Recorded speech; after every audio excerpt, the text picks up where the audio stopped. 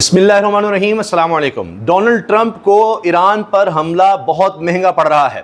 हुआ यह है कि अब डोनाल्ड ट्रंप अमेरिकी सदर के खिलाफ ही इस वक्त एहतजाज शुरू हो गया है और एहतजाज सड़कों पर हो रहा है। यह सिर्फ पार्लियामेंट में नहीं हो रहा, पार्लियामेंटेरियंस भी खिलाफ बोलने लग गए हैं कि यह क्या किया है, कोई मशवरा नहीं किया, यह क्या कर दिया, इससे हज़ारों लाखों अमरीकियों की जानों को अब खतरा होगा। ईरान कुछ भी कर सकता है, जहाज़ों को जो समंदर में वहाँ पर अमेरिका के होंगे, इत्तेहादियों के होंगे, उनको निशाना बना सकता है। दीगर हमसाया ममालिक में जो अमरीकी बेसिस हैं उनको निशाना बनाया जा सकता है। और वैसे भी अमरीकी कहते हैं हम जंगों से अब तंग आ चुके हैं। 20 साल अफगानिस्तान की जंग, बस कर दो, हमारे नाम पर कितनी जंगें होंगी। अब इसी हवाले से अमरीका भर में शदीद अवामी एहतजाज फूट पड़े हैं। ईरान पर अमरीकी हमले के बाद शहरी अब सड़कों पर निकल आए हैं। मुजाहिरीन एक ही नारा लगा रहे हैं, सब मुजाहिरीन, ट्रंप को जाना होगा, जंग हमारे नाम पर नहीं, not in our name, Trump has to go. ये सड़कों पर लोगों का इतना बड़ा एहतजाज जरा देखिए,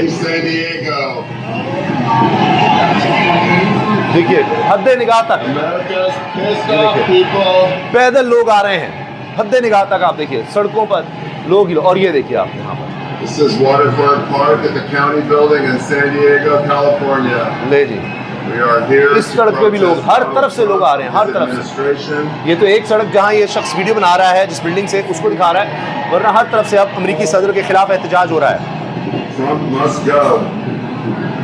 ट्रंप मस्ट गो, अमेरिकी सदर डोनाल्ड ट्रंप को जाना होगा। अब आप देखिए कि अमेरिकी सदर की रेटिंग कहां से कहां चली जाएगी। यही नहीं, इसराइल पर एक और बहुत बड़ा हमला हुआ है। बहुत से जो मुफस्सिरीन हैं, तज्ज़ियाकार, वो कह रहे हैं कि ईरान को चाहिए कि जंग को ना फैलाए, अमेरिका तक ना लेकर जाए। ठीक है, अमेरिका ने उसकी जौहरी तनसीबात पर हमला किया है, लेकिन अभी ईरान को अपना फोकस इसराइल पे रखना चाहिए और वहीं पर ज़्यादा हमले करने चाहिए। फ़िलहाल तक ईरान यही कर रहा है, अभी उसने कोई जवाब नहीं दिया फौरी तौर पर अमेरिका को। और इसराइल पर अलबत्ता पहले की निस्बत ज़्यादा ख़तरनाक, खौफनाक हमले कर दिए हैं।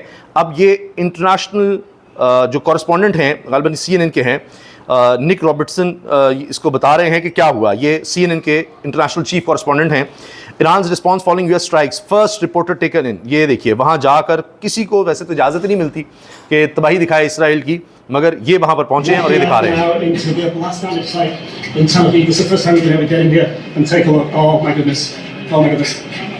वो कह रहा है, ओह माय गुडनेस, ये तो तबाही हो गई है। कह रहा है कि पहली दफ़ा है कि किसी रिपोर्टर को आने दिया है, इंटरनेशनल रिपोर्टर को या CNN के रिपोर्टर को, CNN के रिपोर्टर को पहली दफ़ा आने दिया। कह रहे हैं देखें पूरी की पूरी बिल्डिंग, कितनी बड़ी बिल्डिंग है, इसमें कई रिहायशी फ्लैट्स थे।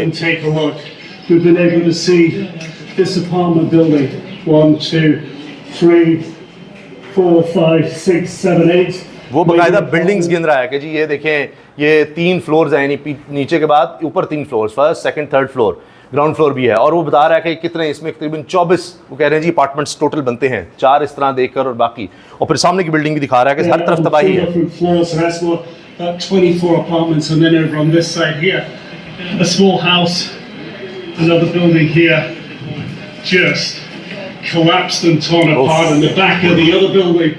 तो कह रहे हैं ये तो मलिया मेटी हो गई कोई बिल्डिंग्स, और जो 7 बिल्डिंग्स थी वो भी अब रहायश की काबिल ही नहीं रही। Across the country, we've heard of 86 people taken to hospital. And you look at this damage here in the middle of Tel Aviv.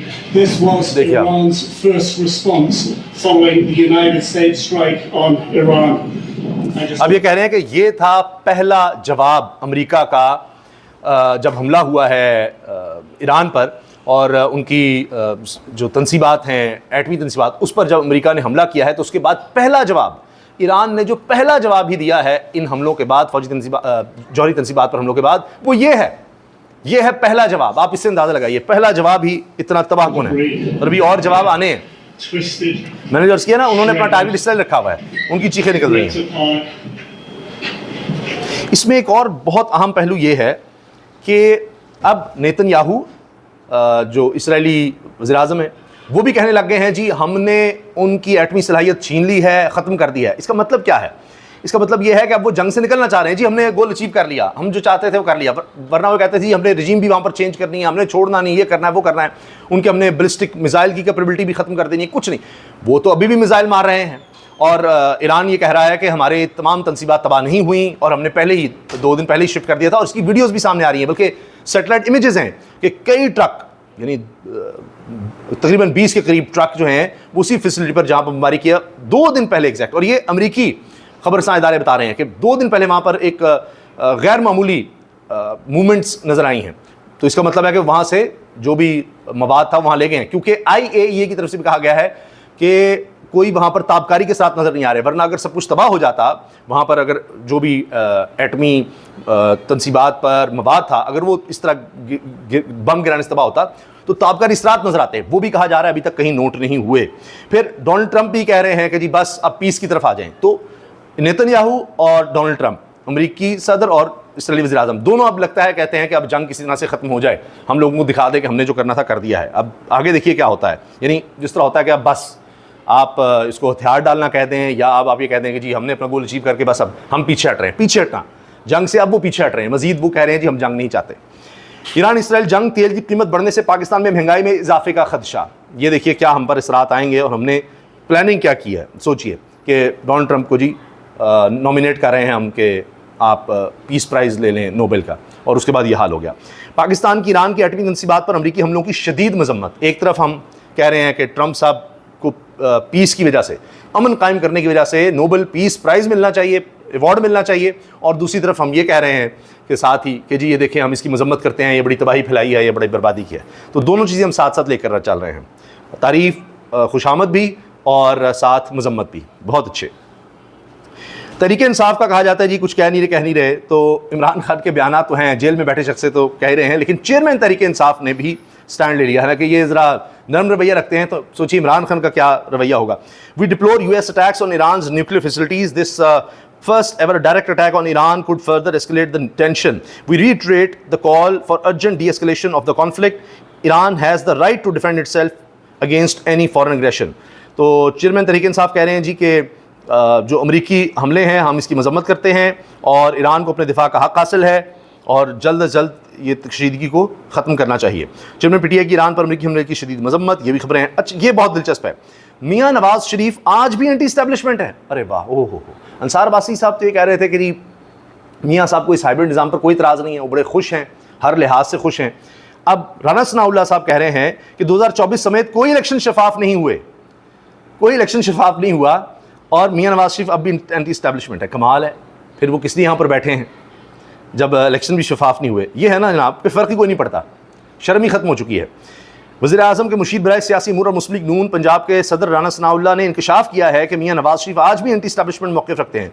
सोचिए, काबीना का हिस्सा और सदर हैं नून लीग के पंजाब के सबसे बड़े सूबे के, तो कह रहे हैं जी मियाँ साहब आज भी एंटी इस्टेब्लिशमेंट हैं और 2024 में पाकिस्तान में होने वाले कोई इंतखाबात शफाफ नहीं थे। 2024 के इंतखाबात शफाफ नहीं थे, तो फिर आप क्यों उन इंतखाबात के ज़रिए हुकूमत में आ रहे हैं?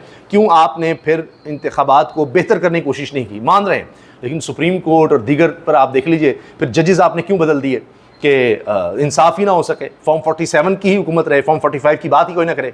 जजेस बदल दिए, तरीक़ाकार बदल दिया, वो हाई कोर्ट के जज बदल दिए जो फेयर, फ्री एंड फेयर फैसले करने वाले जज लगा रहे थे। इन्होंने जी प्रोग्राम मेहमान खास में एंकर वकास गौरी से गुफ्तगू करते हुए इंकशाफ किया। राना सनाउल्लाह ने वाज़ेह किया कि PTI की अस्करी क़यादत से किसी किस्म की कोई बाज़ाब्ता मुलाकात नहीं हुई, और अगर बानी PTI सियासी मुस्तक़बिल चाहते हैं तो इन्हें अस्करी क़यादत की बजाय सियासी क़यादत से रुजू करना होगा। फील्ड मार्शल आसिम मुनीर परवेज़ मुशर्रफ या ज़ियाउल हक नहीं बनना चाहते, ये उन्होंने जनरल आसिम मुनीर के हवाले से भी कहा है, फील्ड मार्शल के हवाले से भी।